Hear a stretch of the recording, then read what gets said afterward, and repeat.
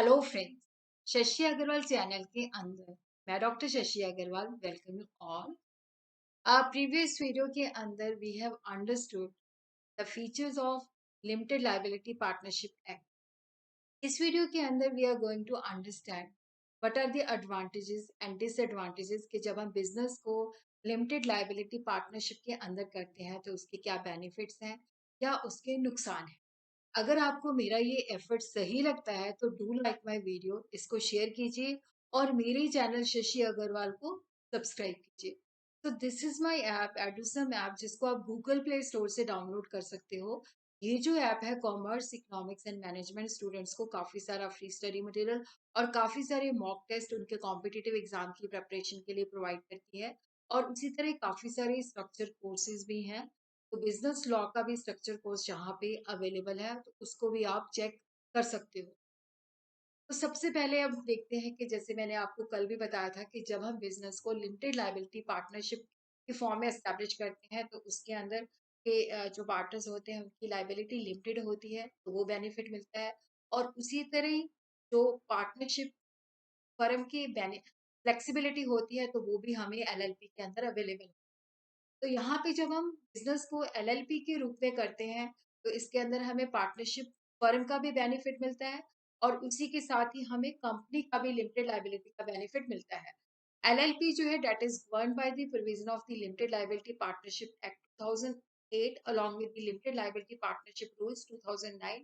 और उसी तरह ही 2021 के अंदर जो एलएलपी है उसके अंदर अमेंडमेंट भी हुई है, बट काफी सारे बच्चों को अभी पुराने सिलेबस के मुताबिक ही है। उसको हम बाद में जो है उसका वीडियो में डालूंगी। तो सबसे पहले हम देखते हैं कि जब हम एलएलपी को इनकॉर्पोरेट करते हैं तो यहाँ पे जो इसकी कॉस्ट है वो और जो कंप्लायंस कॉस्ट है, अगर हम बात करें पब्लिक लिमिटेड कंपनी की या प्राइवेट लिमिटेड कंपनी की, उसके कंपैरिजन के अंदर इसकी कॉस्ट जो है forming incorporating is very less. और जो कंप्लायंस है इस सेक्ट के अंदर वो भी बहुत लो है।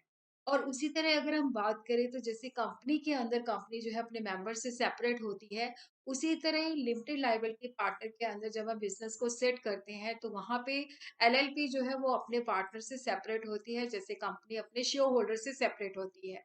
और उसी तरह एलएलपी जो है वो पार्टनर से डिफरेंट होती है। कहने का बात ये है कि एलएलपी एक सेपरेट जो है लीगल एंटिटी है, एक आर्टिफिशियल पर्सन है जो कि लॉ के द्वारा क्रिएट किया जा सकता है। ये खुद की अपनी प्रॉपर्टी रख सकती है और उसको सेल कर सकती है, परचेज कर सकती है। और एलएलपी किसी को स्यू कर सकता है और कोई इसको स्यू कर सकता है, और ये अपने नाम से बोरिंग भी कर सकती है। तो यहाँ पे हम देखते हैं कि जब हम एलएलपी को सेट करते हैं तो यहाँ पे कोई मिनिमम कैपिटल रिक्वायरमेंट की प्रोविजन नहीं है। और एलएलपी जो है लेस्ट पॉसिबल कैपिटल के साथ हम इसको फॉर्म कर सकते हैं।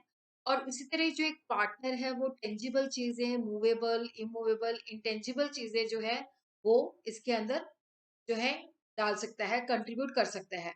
और उसी तरह क्या है कि जब हमने एलएलपी को सेट करना है, इनकॉर्पोरेट करना है, तो वहां पे हमें मिनिमम 2 पार्टनर चाहिए होते हैं, बट मैक्सिमम नंबर के ऊपर जो है कोई रिस्ट्रिक्शन नहीं है। जब हम पार्टनरशिप फर्म के अंदर फर्म को एस्टेब्लिश करते हैं तो वहां पे मैक्सिमम नंबर की रिस्ट्रिक्शन होती है। और उसी तरह अगर हम बात करें कि जैसे प्राइवेट लिमिटेड कंपनी को इनकॉर्पोरेट करना है तो उसकी रजिस्ट्रेशन कॉस्ट जो होती है ज्यादा होती है। और जब हम एलएलपी को सेट करते हैं तो इसकी कॉस्ट काफी कम होती है। और उसी तरह अगर हम बात करें कि ऑल कंपनीज, चाहे वो प्राइवेट है चाहे वो पब्लिक है, irrespective of their share capital, उनको अपने अकाउंट्स ऑडिट करवाने पड़ते हैं। बट अगर हम एलएलपी की बात करते हैं तो ऐसी कोई मैंडेटरी रिक्वायरमेंट नहीं है। एक लिमिटेड लायबिलिटी पार्टनरशिप जो है मतलब वो उसी सिचुएशन के अंदर टैक्स ऑडिट करवाती है जहां पे उसकी जो कंट्रीब्यूशन है एलएलपी की एक्सीड 25 lakhs, और जो है उसके साथ ही एनुअल टर्नओवर जो है वो 40 लाख से एक्सीड करती है। तो उस सिचुएशन के अंदर इन्हीं कंडीशंस के अंदर उसको टैक्स ऑडिट करवाना पड़ता है। और उसी तरह ही हम देखते हैं कि जैसे इनकम टैक्स पर्पस के लिए एलएलपी जो है that is treated with power on partnership firm. LLP जो है that is not liable to tax. और काफी सारे जैसे डिविडेंड डिस्ट्रीब्यूशन टैक्स है उससे एग्जाम्प्टेड है, मिनिमम ऑल्टरनेट टैक्स है उससे एग्जाम्प्टेड है। और उसी तरह under section 40 subsection B, interest to partner any payment of salary, bonus, commission और रेम्युनरेशन जो है वो अलाउड एज डिडक्शन है। और एलएलपी की अगर हम बात करें तो कंपनी के मुकाबले में इसको काफी जो है लो रेट पे टैक्स किया जाता है। और यहाँ पे अगर जो पार्टनर है वो मतलब जब प्रॉफिट विड्रॉ करता है, तो मतलब जब तो यहाँ पे डिविडेंड डिस्ट्रीब्यूशन टैक्स जो होता है वो एप्लीकेबल नहीं होता। और जो मेंबर्स हैं उनकी जो लायबिलिटी होती है लिमिटेड होती है।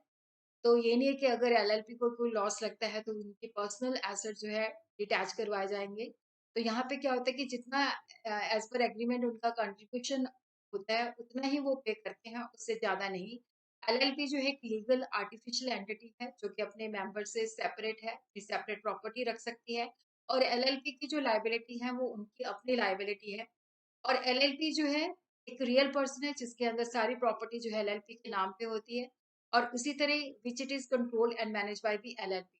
और एलएलपी जो है बेसिकली अगर हम बात करें कि यहाँ पे एलएलपी का एक्ट जो है वो एलएलपी को रेगुलेट नहीं करता, इसके अंदर फ्लेक्सिबिलिटी है।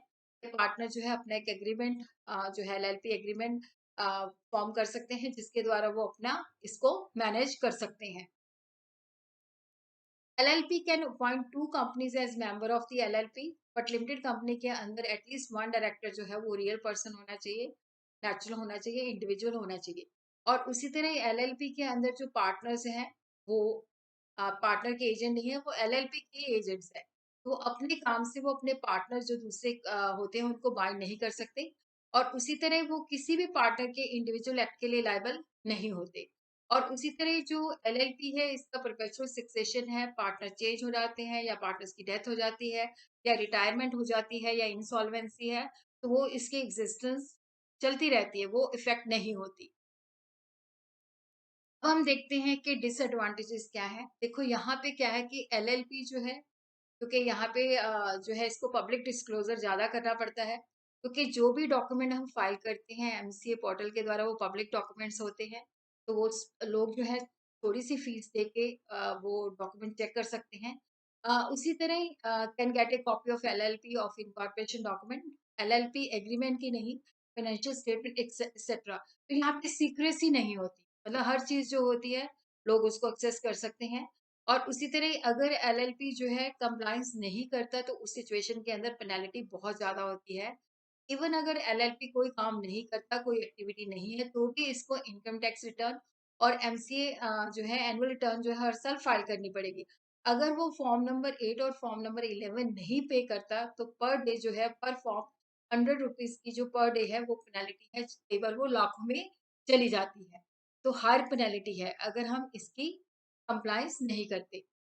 उसी तरह लिमिटेड फंडिंग अल्टरनेटिव है। एलएलपी जो है उसके पास लिमिटेड ऑप्शंस होती है जब उसे फंड्स को रेज करना है। जैसे पब्लिक लिमिटेड कंपनी के पास इक्विटी की ऑप्शन होती है। एलएलपी या तो बोरो कर सकती है फाइनेंशियल इंस्टीट्यूशन से या पार्टनर से लोन ले सकती है।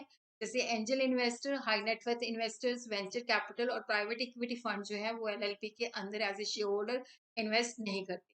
और income tax rate for a company with turnover of up to 250 crore is 25%।